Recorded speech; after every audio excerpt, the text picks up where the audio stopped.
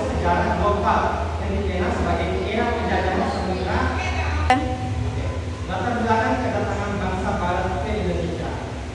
Kedatangan bangsa Barat ke Indonesia merupakan bagian dari proses sejarah global yang dikenal sebagai era penjajahan samudera pada akhir abad ke-15 hingga awal abad ke-17. Bangsa-bangsa Eropa mulai melakukan pelayaran jarak jauh untuk mencari wilayah baru yang kaya sumber daya alam, terutama rempah-rempah, khususnya Indonesia. Wilayah Maluku itu menjadi penjajahan yang pertama. Karena Maluku itu merupakan hasil dari rempah-rempah atau pengambilan dari rempah-rempah di seluruh penjuru. Bangsa-bangsa Barat yang datang ke Indonesia. Yang pertama itu Portugis. Bangsa Portugis merupakan bangsa Eropa pertama yang berhasil mencapai wilayah Indonesia. Mereka tiba di Maluku pada awal abad ke-16 dengan tujuan pertama menguasai perdagangan rempah-rempah. Portugis membangun benteng dengan menjalin hubungan dengan kerajaan-kerajaan lokal. Namun dalam praktiknya Portugis sering menggunakan kekerasan dan memaksakan monopoli perdagangan. Dua Spanyol datang ke wilayah Indonesia menemui jalur barat setelah berhasil mencapai Filipina. Spanyol juga tertarik kepada rempah-rempah Maluku sehingga terjadi persaingan dengan Portugis. Yang ketiga itu Belanda.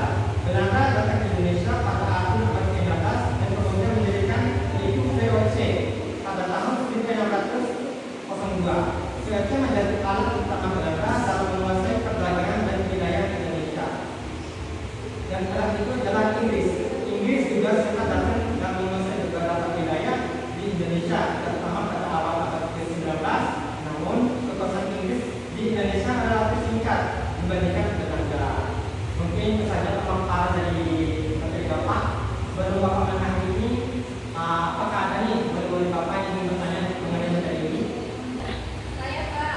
Oke, silakan. Pertanyaannya, apa dampak kedatangan bangsa Barat ke Indonesia? Wah, bagus sekali pertanyaannya. Baik, Bapak akan mencari jawabannya. Sama Bapak tanya. Baik, dampak kedatangan bangsa Barat ke Indonesia itu dibagi menjadi dua, yaitu dampak positif dan dampak negatif. Dampak positif pertama yaitu pendidikan rakyat akibat pendidikan rakyat akibat kerja paksa, pajak daerah dan eksploitasi sumber daya alam. Masuk ke dalam kerajaan-kerajaan lokal dan kemiskinan melanda dari seluruh masyarakat itu menyebabkan kesenjangan sosial yang lebih luas. Yang kedua itu dampak positif.